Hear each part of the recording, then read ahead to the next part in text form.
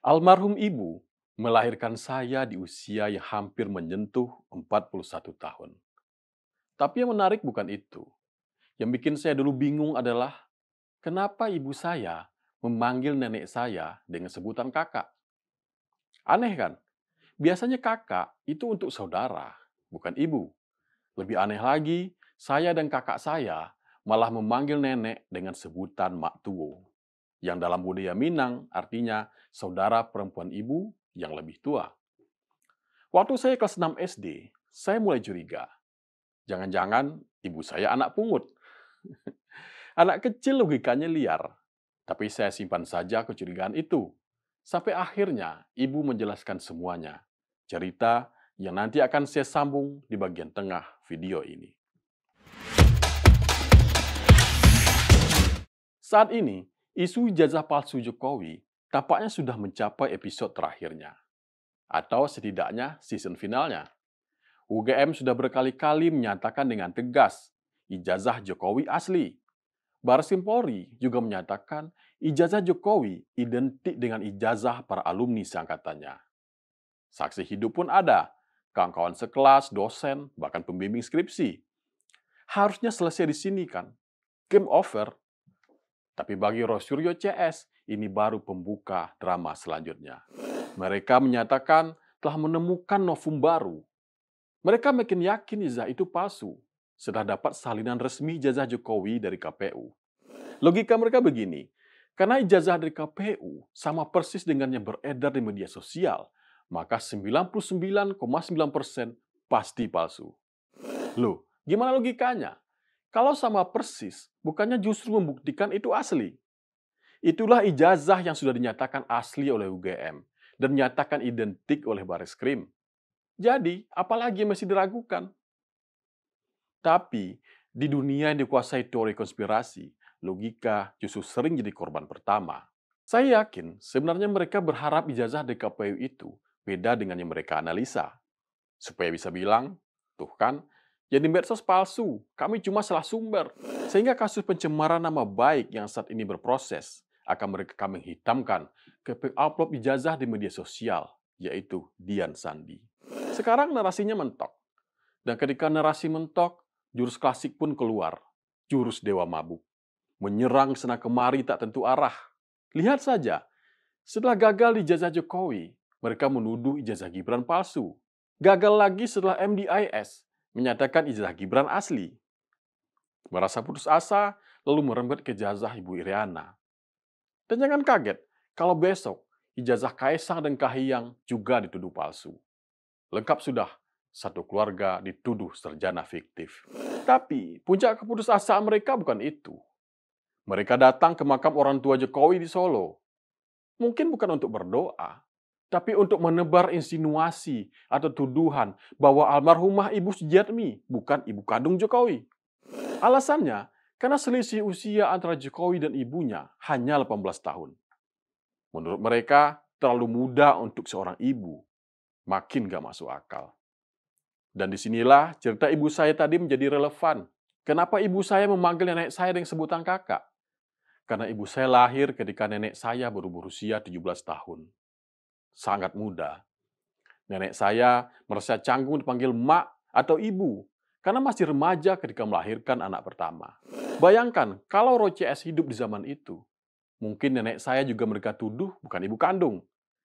Padahal pernikahan usia muda dulu adalah hal biasa. Banyak perempuan menikah usia belasan karena dianggap sudah dewasa dan siap berkeluarga. Itulah konteks sosial waktu itu. Jadi, kalau pakai akal sehat, semuanya bisa dijelaskan. Tapi, kalau pakai buruk sangka, yang lahir bukan kebenaran, tapi fitnah. Sekarang kita masuk ke akar masalahnya, moral. Niccolo Machiavelli, bapaknya real politik, menulis, tujuan politik dapat dicapai dengan segala cara. Dan inilah kutukan yang masih menghantui banyak politisi hingga saat ini. Bahwa demi kekuasaan, moral boleh digadaikan. Yang penting menang dulu, urusan benar atau salah belakangan. Tapi kalau Machiavelli mewakili politik tanpa moral, Immanuel Kant justru berada di kutub sebaliknya. Kant bilang, tindakan manusia hanya punya nilai kalau dilakukan karena kewajiban moral, bukan karena hasilnya. Artinya, politik yang benar bukan tentang siapa yang menang, tapi tentang bagaimana caranya. Sementara Max Weber berdiri tengah-tengah. Ia membedakan antara etika keyakinan dan etika tanggung jawab. Politikus yang bermoral, katanya, tidak hanya yakin pada kebenarannya, tapi juga bertanggung jawab atas akibatnya. Nah, Roy Suryo dan kawan-kawan gagal di dua-duanya. Tidak ada etika keyakinan karena tuduhannya absurd. Tidak ada etika tanggung jawab karena dampaknya merusak. Apa yang kita lihat sudah merupakan titik terendah dalam berpolitik. Kita belum pernah menyaksikan politik sedemikian hinanya.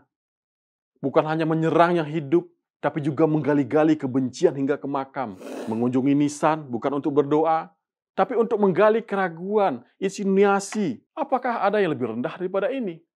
Mereka yang sudah wafat tak bisa membela diri, tak bisa menjelaskan, dan situlah fitnah jadi senjata yang paling pengecut. Kalau ini bukan keputusasaan, lalu apa? Kalah politik, tunggu pemilu berikutnya.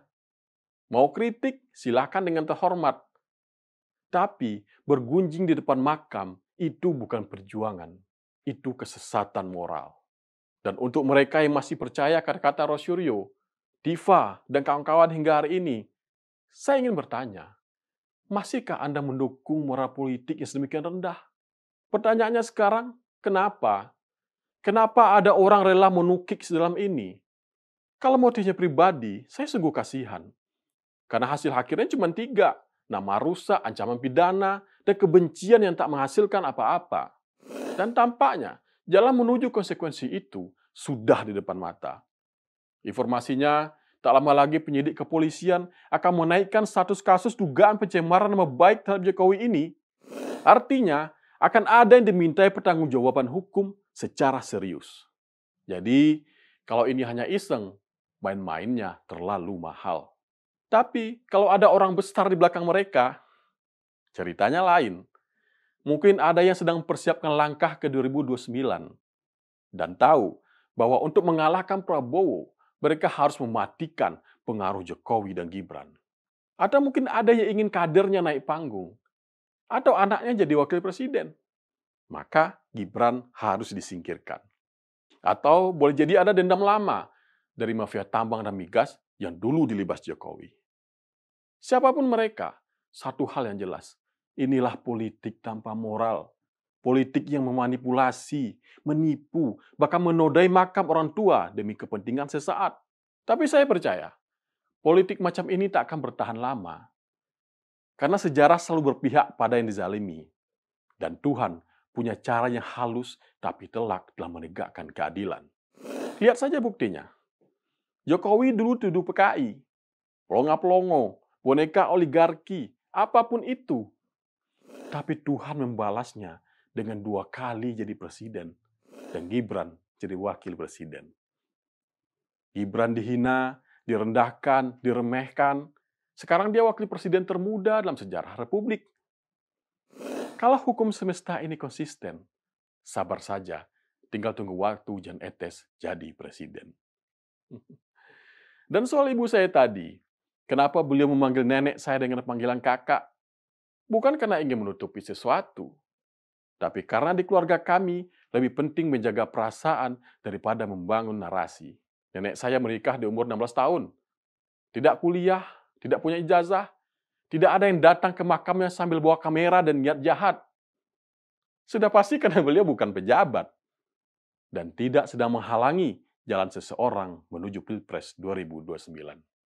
Pelajaran dari semua ini, ijazah itu penting, tapi moral dan adab jauh lebih penting. Dan mungkin itu saja yang masih bisa menyelamatkan Republik ini. Sama seperti ketika Gibran berkata dengan tenang kepada mereka yang menista di makam keluarganya, "Terima kasih sudah ziarah ke makam kakek dan nenek saya." Satu kalimat yang sederhana, tapi menampar keras, karena ia menunjukkan adab kepada mereka yang sudah kehilangan adab. Saya Beni Iniatullah, sampai jumpa.